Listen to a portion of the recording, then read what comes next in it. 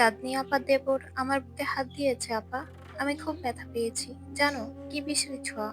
7 বর্ষীয় ছোট বোনের মুখে এমন বিশ্রী একটা কথা শুনতেই শরীরটা শিরশির করে কেঁপে উঠল চিত্রার। ঘর্মাক্ত মুখখানা রাগে লাল বর্ণ ধারণ করলো। বোনের দিকে দৃষ্টি দিতেই দেখলো ছোট মেয়েটা ভয় পেয়ে কেমন গুটিসুটি মেরে আছে।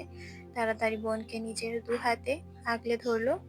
সে হতভম্ব কণ্ঠে বলল, দেখি তো আমার চেরি সোনা, জামাটা একটু সরাও। আপা একটু দেখি। সবচেয়ে নিকটতম ভরসার স্থান পেয়ে মেয়েটা দিয়ে নির্দ্বিধায় জামা সরালো। জামা সরাতেই আঁতকে উঠল চিত্রা।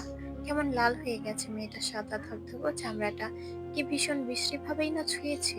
এতটুকু বাচ্চাটাকে ভাবতেই ঘৃণায় টইটুম্বুর হয়ে গেল চিত্রার শরীরের প্রতিটি শিরা উপশিরা। ক্ষেপে উঠল সে। অথচ বাড়ি ভর্তি এত মানুষ, ঝোঁকের বশে কিছু করে বসলে তার খেসারত না আবার ছোট চেরিকে দিতে হয়। বিরক্ত রাগ দুটো অনুভূতি মিলেমিশে একাকার হয়ে যখন আন্দোলন শুরু হলো চিত্রার মস্তিষ্কে, তখন বাহির থেকে তার ডাক পড়ল। আজ তার বড় বোন চাঁদনির গর্ভকালীন সময়ের 7 মাস পূর্ণ হওয়ায় ছোটখাটো একটা অনুষ্ঠানের আয়োজন করা হয়েছে। সেই অনুষ্ঠানেই চাঁদনির শ্বশুরবাড়ির লোকজনও এসেছে। অবশ্য তার আপন বড় বোন না চাঁদনি, তার বড় চাচার মেয়ে হলো চাঁদনি আপা। আর ছোট চেরিও তার আপন বোন না, তার ছোট চাচার মেয়ে হলো চেরি। চেরির পূর্ণ নাম হলো তোফা, কিন্তু আদর করে সবাই বাচ্চাটাকে চেরি বলে। আর মেয়েটা চেরির ফলের মতোই সুন্দর, আদরে গোলগাল। তাই তো এতটুকু বাচ্চাও আজ বাজে ছোঁয়ার শিকার হলো।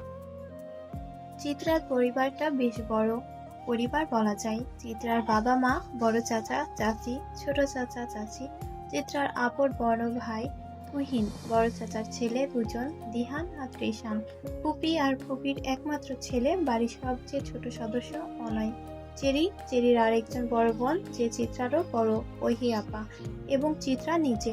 চাঁদনিও বড় চাচার মেয়ে, কিন্তু তার বিয়ে হয়েছে বিধায় তাকে এই পরিবারের দলে আর টানা হয় না, কারণ সে এখন অন্য ঘরের। একমাত্র চাঁদনির বিয়ে হওয়ার ফলে এত বড় পরিবারে একজন মাত্র সদস্য কমেছে। আপা, আম্মু শুনলে তো আমায় বকবে তাই না? আম্মু তো বলে দুষ্টুমি করতে, করে না এত, অচেনা কারোর সাথে খেলতে না। আমি কিভাবে জানবো ওই ভাইয়াটা আমাকে চকলেটের কথা বলে এমন ব্যথা দিবে? আমি আর দুষ্টুমি করবো না আপা। চেরির এমন অসহায়ত্ব দেখে বুক ভার করে কান্না এলো চিত্রার। বয়সন্ধির বয়স তো, তাই আবেগের স্রোতে কান্নাটাই আসে প্রথমে। কিন্তু সে কাঁদবে না মেয়েটার সামনে, তাহলে মেয়েটাও আরো বেশি ভয় পেয়ে যাবে। কণ্ঠনালীতে আটকে থাকা কান্নার স্রোতটা গিলে ফেলল চিত্রা। খুব কষ্টে মুখে হাসি ভাব ফুটিয়ে বলল, কেন খেলবে না তুমি? হ্যাঁ, অবশ্যই খেলবা।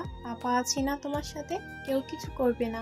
আর দেখো, তুমি কেবল ওই পচা ভাইয়াটার রুমের সামনে আজ যাবে না, কেমন? মনে থাকবে তো? অবুঝ চেরি ডানে বামে মাথা নাড়ালো।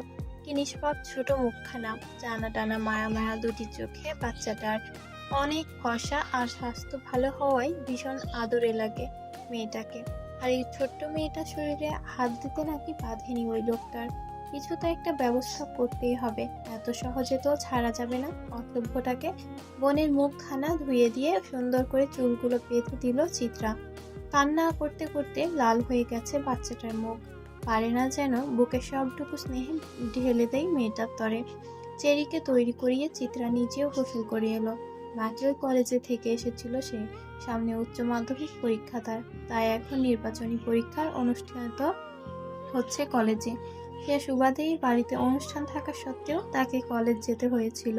সে অবশ্য তত উন্নত শ্রেণীর ছাত্রী না, কোনো মতেই চলনসই। রেজাল্ট হলেই সে সন্তুষ্ট। ভাদ্রের উত্তপ্ত গরমে পরিবেশ ঘর্মাক্ত, আর সেই গরম দিয়ে এসে হুট করে এমন ঘটনার সম্মুখীন হওয়াতে বিরক্তিতে তেতো ভাব চলে এলো তার শরীরে। গোসল করে আপাতত কিছুটা শান্তি মিলছে। গোসল করে লাল টকটকে একটা থ্রি-পিস পরল চিত্রা। অতঃপর চেরির হাত ধরে বাড়ির বাগানের দিকে এগিয়ে গেল। মূলত অনুষ্ঠানটা সেখানেই। বিরাট আয়োজন করা হয়েছে চাঁদনির জন্য। কত রকমের খাবারের যে আয়োজন করা হয়েছে তা হিসেব করেও শেষ করা যাবে না যেন। চিত্রা ছুটে এসেই ধপ করে তার আপুর পাশ ঘেঁষে বসে পড়ল। চিত্রাকে দেখে ভারী পেটের গোলগাল ফর্সা ধপধপে চাঁদনি মুচকি হাসল। বাম গালটা টেনে দিয়ে বলল, কই ছিলিস চিতাবাঘ? এতক্ষণ লাগিয়ে কি পরীক্ষা দিয়েছিস শুনি? পরীক্ষাকে এত সিরিয়াসলি নেওয়ার মেয়ে তুই না?